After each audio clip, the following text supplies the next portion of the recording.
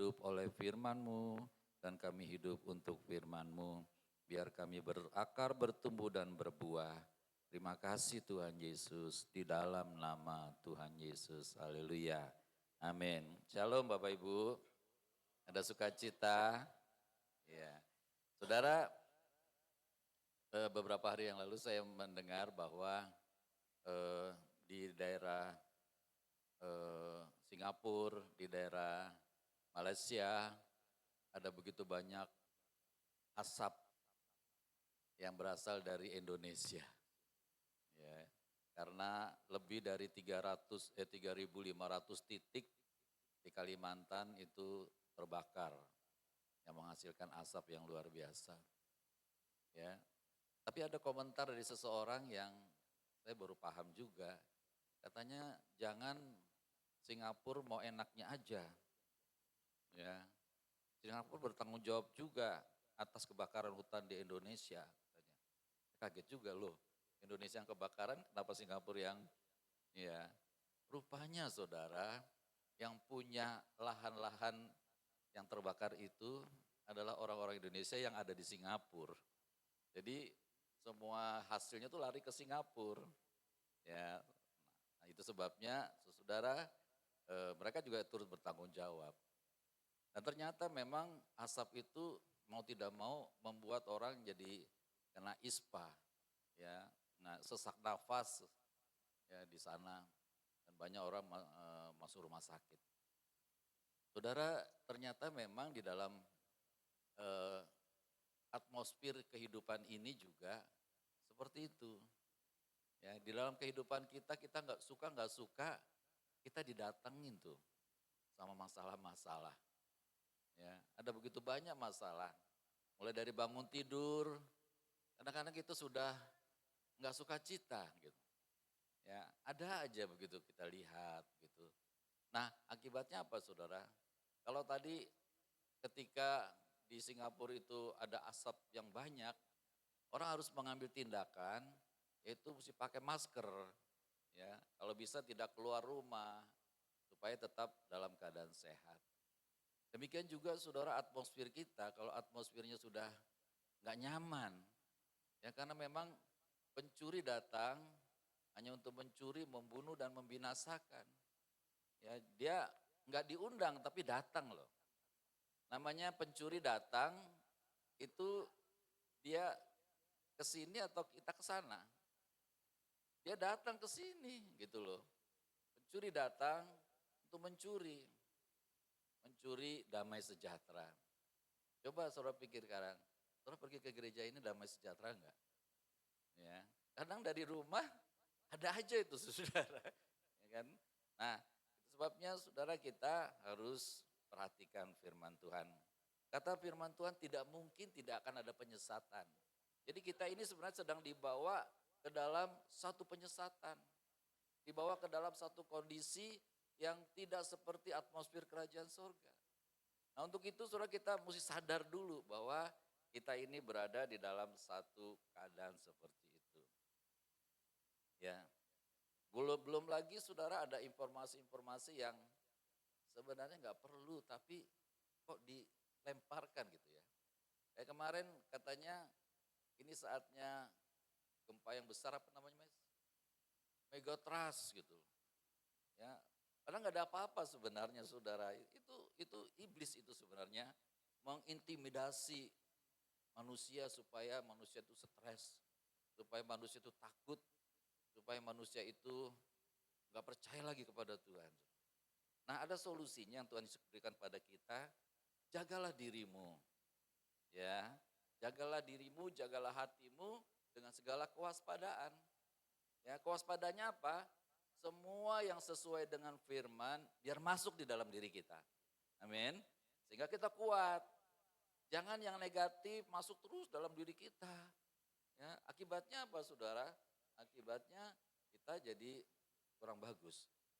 Ya, Tuhan mau saudara kita menjaga diri kita sesuai dengan firman. Bagaimana caranya saudara? Bangun persekutuan dengan Tuhan Yesus. Saudara bisa nyanyi sepotong lagu aja ya. Kalau itu betul-betul saudara mau ucapkan, mau nyanyikan, itu akan menjadi satu obat yang luar biasa bagi kita. Ya, kemarin saya ketemu sama orang yang eh, orang seberang, saudara, yang membawa suaminya jadi mualaf. Ya, pada waktu itu saya sudah cerita bahwa saya eh, keliling di depan rumahnya, di depan masjid, saudara. Dan apa yang terjadi? Tiba-tiba orang itu nyanyi, bukan Kristen loh, saudara. Nyanyi, hati yang gembira adalah obat. Iya. Oh, saya senang banget, saudara. Jadi saya ikut nyanyi. Saya sampai ke depan rumahnya, ikut nyanyi, saya berhenti, saya nyanyi, begitu, saudara. Dan nyanyinya dia nggak coba sekali, diulang terus, diulang terus. Tanpa tanpa apa namanya, tiba-tiba kemarin saya ketemu sama orangnya. Orang juga olahraga, tiba-tiba deket saya. Dia bilang, Pak, tahu nggak Pak, katanya, saya ini udah 5 kali dioperasi Pak.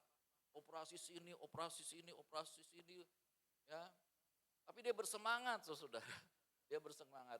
Katanya setiap Sabtu tuh dia pergi ke Gelora Bung Karno, GBK, muterin sampai 10 kali katanya. Kan jauh itu. Ya, anak-anaknya udah larang, tapi dia tetap, ternyata dia semangat sekali, saudara. Ya, jadi ternyata memang, saudara, dalam hidup ini orang mesti bersemangat. Ya, jaga diri kita, saudara, supaya kita tidak tercemar. Mau, saudara? Bangun tidur, ya, bangun tidur, saudara jaga hati supaya tetap bersuka cita. Emang kalau mikirin pekerjaan seharian, ya kan, apalagi hari Senin ya Pak Hadi. Seorang pekerja kadang-kadang stres tuh kalau hari Senin. Kenapa? Senin masih ada Selasa, Rabu, Kamis, Jumat gitu kan. Saudara, keputusan itu ada dalam diri kita. Mari kita jaga hati kita supaya kita tetap bersuka cita. Ya. Kalau dipikir, saudara, saya sehari itu capek kan. Kenapa? Jalan sampai 7.000 langkah, 8.000, pernah sampai 11.000. Karena capek gitu. Tapi saya bersuka cita gitu, saudara, melakukannya. Belum nanti kerjaan di rumah, ke pasar, nganter ibu gembala kemana-mana gitu ya. Tapi karena sukacita, saudara, itu akan menjadi baik-baik saja. Saya kemarin cek darah, semuanya baik. Ya, jadi hati yang gembira betul-betul adalah obat yang manjur. Yuk kita jaga diri kita supaya kita tetap ada di dalam hadirat Tuhan Yesus. Supaya kita sehat, supaya kita kuat. Saudara. Ya, sebab kalau kita sehat, kalau kita kuat, kita juga yang bisa menikmati. Kemudian, saudara, izinkan kalau saudara datang ke gereja, relakan kalau saudara ditegur. Bukan sama saya loh, ditegur sama firman. Saya suka kalau saya datang ke gereja, Tuhan menegur saya melalui firman. Kenapa? Dengan begitu, saudara, kita ini bisa diubahkan oleh Tuhan Yesus. Bahkan sampai kalau kamu ditegur sampai 7 kali, ya kamu harus terima juga. Supaya apa? Supaya hidup kita ini lebih sehat. Saudara bayangin kalau kita nggak dapat teguran, ya mungkin hidup kita ini kurang sehat. Tapi makin banyak masukan, makin sehat kita. Kita ingat SPK dulu ya, kalau ada yang negur kita, jawabannya apa? Makasih, ya. Ada lagi enggak? Tapi itu hampir mustahil disampaikan ya. Ya. Baik, saudara, jadi mari kita terus dalam hidup ini banyak-banyak bertobat. Ya, banyak-banyak bertobat, saudara. Dan supaya kita semakin dekat dengan Tuhan Yesus. Kemudian bacaan kita tentang iman sebesar biji sesawi. Orang percaya nggak perlu iman yang sempurna, nggak perlu. Engkau punya iman sebesar biji sesawi aja, asal itu hidup, asal itu bertumbuh menjadi pohon yang besar. Apa yang menjadi doa kita, kalau biji sesawi yang kecil itu tumbuh, dia akan menjadi besar. Ya. Jadi jangan biarkan biji sesawi itu ditaruh di atas meja. Kalau ditaruh di atas meja 5 tahun tumbuh enggak? Mati enggak. Tapi kalau jatuh di tanah yang baik, itu berakar, bertumbuh dan berbuah. Tanah yang baik itu apa? Yaitu tanah yang sudah dibersihkan oleh firman. Hati kita yang sudah dibersihkan oleh firman, itu tempat iman kita bertumbuh. Ya. Jadi apapun saudara doa saudara buat masa depan, buat keluarga, buat anak-anak, buat cucu-cucu. Taruh itu sebagai benih yang jatuh di tanah yang baik. Saudara pergi ke gereja itu udah tanah yang baik yang Tuhan sediakan buat kita. Maka biarin firman itu jatuh di situ menjadi iman kita sehingga kita punya masa depan yang penuh harapan. Ya. Saudara jangan terkecoh sama dunia. Dunia mengatakan masa depan kita suram, madesu, masa depan suram. Tapi di dalam Tuhan Yesus enggak begitu. Kalau engkau punya iman sebesar biji sesawi aja, kau punya masa depan yang penuh harapan. Ya, nah itu sebabnya saudara biarin yang kecil itu berakar, bertumbuh dan berbuah. Ya, saudara bisa menyanyi sepotong lagu, ayo nyanyikan. Saudara bisa berdoa singkat, saudara berdoa. Saudara bisa melayani sederhana, melayani. Sebab semuanya itu bisa menjadi biji sesawi yang berakar, bertumbuh, dan berbuah. Ya, jadi Tuhan mau kita punya iman walaupun sebesar biji sesawi. Nah, harus mempunyai iman walaupun sebesar biji sesawi. Saya ada ini nih, harus ada saldonya. Saudara, beberapa waktu yang lalu pas tanggal 17 kami jalan naik kereta. Ya, ternyata di kereta itu bayarnya cuma 8 rupiah. 8 rupiah. Tapi mesti pakai kartu, ya kartu e-money atau apa, tempel, di tap. Bahkan kalau di Jakarta itu hari-hari biasa, kalau naik angkot itu ngetap itu 0 rupiah. Ya, nggak bayar. Tapi mesti ada kartunya yang di tap itu. Jadi saudara mesti punya iman yang mesti di tap kehidupan ini, saudara. Ya, supaya kita bisa menjalankan aktivitas kita. Kalau kita nggak punya iman, biar di Jakarta katanya gratis, kalau nggak ada kartunya bisa nggak? Nggak bisa. Jadi saudara dan saya pelihara iman yang sebesar biji sesawi itu supaya tetap bisa digunakan. Ya, kalau hari-hari ini harus ada saldonya. Ya, ada hal yang kita bisa hubungkan kepada Tuhan Allah kita. Kalau kartunya rusak nggak bisa juga. Nah, itu sebabnya yuk kita pelihara iman kita di dalam Tuhan. Kemudian Tuhan Yesus ingatkan juga tentang Tuhan dan hamba. Ya, kalau bicara soal Tuhan dan hamba, kira-kira kita ini Tuhan atau hamba? Hamba, ya. Harus sadar kita hamba. Jangan kita hamba tapi berlaku sebagai Tuhan. Kita semua hamba. Bahkan seorang pendeta yang katanya besar sekalipun dikatakan hamba Tuhan. Ya. Nah itu sebabnya kita sadar bahwa kita ini hamba. Kalau kita sadar bahwa kita hamba, tentu kita punya Tuhan. Siapa Tuhan kita? Tuhan Yesus. Tuhan di atas segala Tuhan. Dia raja di atas segala raja. Allah kita. Ya, kita mengucap syukur punya Tuhan yang luar biasa. Tuhan Yesus luar biasa.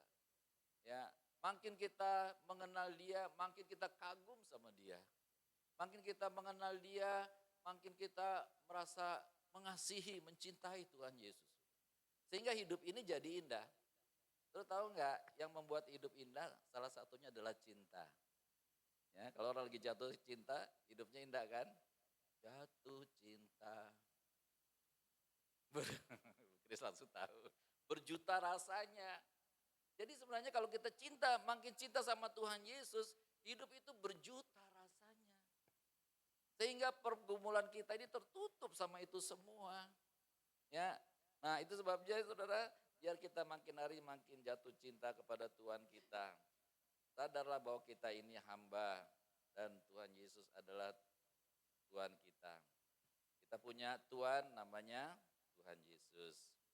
Kemudian tentang ke-10 orang kusta. Ternyata dari 10 yang disembuhkan, berapa yang balik? Ini ada kalau ada 10 orang Kristen nih, ya, yang disembuhkan, itu yang mengucap syukur 1. Oh ya semua, sorry ya. Semuanya disembuhkan, tapi hanya 1 yang mengucap syukur. Itu pun bukan orang Israel katanya. orang Samaria. Artinya apa saudara? Betapa susahnya orang itu mengucap syukur sekalipun dia sudah mengalami mujizat yang luar biasa. Ya. Nah, kalau kita tahu seperti itu, ya sayang, kalau kita tahu seperti itu, mari kita belajar coba mengucap syukur. Ya, ya mengucap syukur, saudara bisa katakan, Tuhan Yesus terima kasih, aku mengucap syukur. Setiap kali saudara bisa datang kepada dia, aku mengucap syukur. Saya kagum juga sama orang Kristen rata-rata kalau berdoa, pertama-tama bilang mengucap syukur. Ya, itu sudah menjadi apa kebiasaan kita, saudara. Tapi biarlah ucapan syukur itu dari hati kita. Bahwa kita betul-betul mengucap syukur. Ada lagu yang menguraikan bahwa ternyata orang yang mengucap syukur itu beda dengan orang yang tidak mengucap syukur. 9 orang yang yang tidak mengucap syukur itu sembuh. Tetapi jarinya yang sudah hilang tetap hilang. Ya. Kuping yang sudah hilang tetap hilang. Tetapi satu orang itu katanya yang balik mengucap syukur sama Tuhan, dia seperti orang yang tidak pernah kena kusta. Ya. Sempurna. Jadi saya melihat saudara, betapa luar biasanya ucapan syukur itu. Selama dilakukan dari hati kita. Kalau saudara mengucap syukur, maka pergi ke gereja itu mudah. Ya kan? Tapi kalau kita nggak mengucap syukur, minggu depan lagi deh. Ini ada 17-an nih. Ini ada pertandingan ini. Ini ada panjat pinang ini. Lihat di Kalimalang nih seru. Saudara, kalau kita mengucap syukur, kita rindu datang sama Tuhan Yesus. Ya seperti orang Samaria itu, balik dia. Saya percaya baliknya juga bukan jalan, dia lari tuh, ya kan? Dia lari, dia tersungkur di bawah kaki Tuhan Yesus. Dia bilang, Tuhan terima kasih, selama ini aku terbuang, selama ini aku tidak dihargai, tidak dilihat orang. Tapi sekarang Tuhan sudah sembuhkan. Waduh, saya percaya dia gembiranya luar biasa. Saudara, yuk kita mengucap syukur dalam segala hal kata Tuhan. Karena itu yang berkenan di hadapan Tuhan Yesus. Kalau kita mengucap syukur, semua jadi mudah. Ya kan? Semua jadi berkat bagi kita. Yuk kita kembali mengucap syukur kepada Allah dan memuliakan Allah kita, Tuhan Yesus Kristus. Kemudian apa kata Tuhan Yesus? Berdirilah dan pergilah, imanmu telah menyelamatkan engkau. Jadi ternyata dia bisa mengucap syukur karena dia punya iman juga loh. Ya kan? Imanmu menyelamatkan engkau. Dengan mengucap syukur, dengan punya iman, dia bisa mengucap syukur, bisa datang kepada Tuhan Yesus. Bisa mengalami perkataan Tuhan Yesus. Berdirilah, pergilah, imanmu telah menyelamatkan engkau. Pertanyaan saya gini, pada waktu Tuhan Yesus bilang kayak gini, hati orang itu bersuka cita enggak? Pasti saudara, karena perkataan Tuhan Yesus penuh dengan kuasa, perkataan Tuhan Yesus penuh dengan damai sejahtera. Jadi saudara juga kalau saudara datang pada Tuhan Yesus dengan mengucap syukur, ada sukacita yang luar biasa di dalam diri kita. Ya, sehingga yuk kita datang kepada Tuhan Yesus senantiasa untuk mengucap syukur. Sebagai kesimpulannya yang tadi kita uraikan adalah, yuk kita jaga diri kita dengan segala kewaspadaan. Ya, di gereja ini biar kita mengalami sukacita di dalam Tuhan Yesus. Jangan melihat yang tidak enak, tapi semuanya ya kita lihat ada di dalam Tuhan Yesus. Kemudian saudara yang kedua adalah biar iman kita terus berakar, bertumbuh dan berbuah. Ya, dengan begitu kita menjadi orang-orang yang berkenan di hadapan Tuhan. Kemudian kita sadar juga bahwa kita hamba, kita punya Tuhan yang harus kita hormati, yang harus kita tinggikan, yang harus kita agungkan. Dan yang terakhir, mari kita kembali untuk selalu mengucap syukur dan memuliakan Tuhan Yesus. Amin. Yuk kita berdoa. Terima kasih ya Tuhan Yesus. Hari ini kami diingatkan untuk senantiasa mengucap syukur, memiliki iman walaupun sebesar biji sesawi. Karena melalui itu kami bisa memiliki hari depan yang penuh pengharapan dan semua firman-Mu pasti akan terjadi dalam hidup kita, kami semua. Terima kasih Bapak, kuduskan firman yang sudah ditabur pada pagi hari ini, biar berakar, bertumbuh dan berbuah, biar jemaat GBHT Kudus semakin hari semakin mencintai Tuhan Yesus, semakin mengasihi Tuhan Yesus, sehingga datang beribadah itu menjadi sukacita kami, menjadi kebanggaan kami untuk memuliakan Tuhan Yesus. Di dalam nama Tuhan Yesus, biar Roh Kudus terus bekerja di dalam diri kami, sehingga kami semakin hari semakin dekat dengan Tuhan Yesus. Dalam nama Tuhan Yesus.